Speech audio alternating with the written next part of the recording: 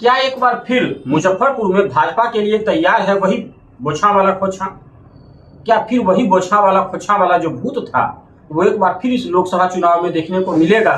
इसके कारण क्या है और इसके परिणाम क्या हो सकते हैं, आज इसकी चर्चा करेंगे।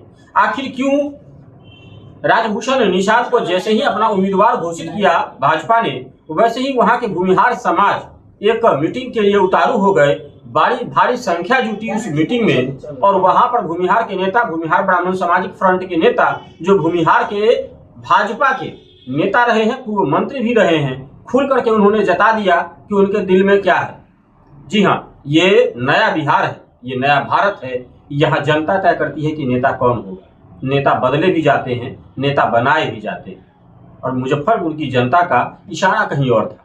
अजीत कुमार बड़ा साफ साफ कह रहे थे कि हम जब भाजपा में आए तब हमें जिन्होंने लाया उन्होंने ये कहा कि आपके समाज की पूरी जो है वो ध्यान रखी जाएगी और आपके पद प्रतिष्ठा मान सम्मान का हम ध्यान रखेंगे। लेकिन जिस तरह से टिकट बंटवारा हुआ है, भूमिहार को भूमिहार नेतृत्व विहीन करने का प्रयास हुआ है। क्या मुजफ्फरपुर को मान लिया गया है कि ये मल्लाह का ही सीट है?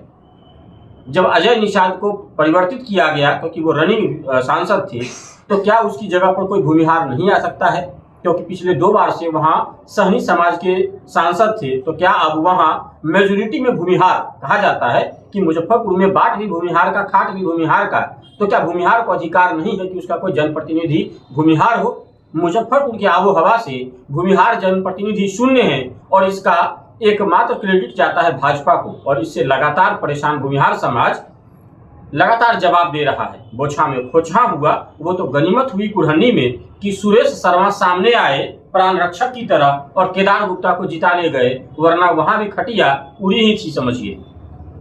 कुल मिलाकर के अब क्या हो सकता है? सामने परिस्थितियां 2 हैं। या तो अगर मुकेश सहनी किसी भूमिहार कैंडिडेट को खड़ा करते हैं, जैसे मानवर्धन शुक्ला खानदान से हैं, अच्छा रसूख रखते हैं, युवाओं में बड़े पकड़ है, अच्छा चेहरा है, और अगर वो सामर्थ्यवान भी है, अगर मुकेश सहनी वहां से कोई भूमिहार कैंडिडेट को उतारते हैं, तो या तो उस आंकड़े पर भाजपा की खटिया खड़ी हो सकती है वहां, या फिर भूमिहार अगर निर्दलीय वहां उतरता है तो भाजपा के लिए बड़ा मुश्किल हो जाएगा। क्योंकि अगर सीट जिस प्रकार से कांग्रेस के पाले में गया है, वैसे पूरी उम्मीद है कि वहां से कांग्रेस की तरफ से विजेंद्र चौधरी आएंगे मैदान में। उनकी एक अलग पकड़ है, लगातार विधायक रहे हैं, अभी निवर्तमान विधायक भी हैं, तो कहीं ना कहीं एक अच्छी पकड़ है और उसके सामने भाजपा बौना हो जाएगा। क्योंकि वहां भाजपा को ढोने वाला जो भूमिहार समाज है, वो अगर कंधे से उतार कर भूमिहार समाज की उम्मीदवारी अपने कंधे पर रख लेगा, तो भाजपा की हालत रहा न कोई रोवन हारा वाला बात हो जाएगा, और खेवन हार की आस में भाजपा वहां फिर वही स्थिति होगी, बोछा वाला खोछा।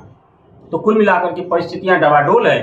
केंद्रीय नेतृत्व को एक अल्टीमेटम दिया गया है अजीत कुमार के द्वारा और कहा गया है कि या तो आप विचार करें या फिर हम अपना सीट लड़ कर लेंगे। भूमिहार लड़ना जानता है, परिणाम चाहे जो भी हो, लेकिन हमारी सीटें हमें चाहिए, और इस प्रकार से जो सीटें भूमिहार से छीनी गई हैं वो भूमिहार को वापस चाहिए। भूमिहार खेमे में इस बात को लेकर के बड़ी परेशानी है और युवा आक्रोशित हैं, और भाजपा खेमे में बड़ी टेंशन है।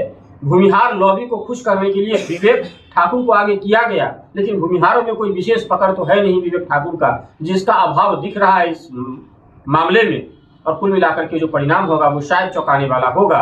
तत्काल जो भाजपा नेतृत्व है, शीर्ष नेतृत्व, उनको शायद रात में भी बोछा वाला खोछा का सपना याद आ रहा होगा, और सुरेश शर्मा भी धर्म संकट में होंगे कि जब हमारा ही समाज इस समय खड़ा होगा आंदोलन में, तो क्या फिर वो मजबूर होंगे अजीत कुमार के साथ खड़े होने को? और अगर ऐसा होगा तो मुजफ्फरपुर और वैशाली से भाजपा से सीट निकाल लेना असंभव प्रतीत हो जाएगा। आप देख रहे हैं बिहारी जंक्शन, मैं नीरज कुमार, धन्यवाद।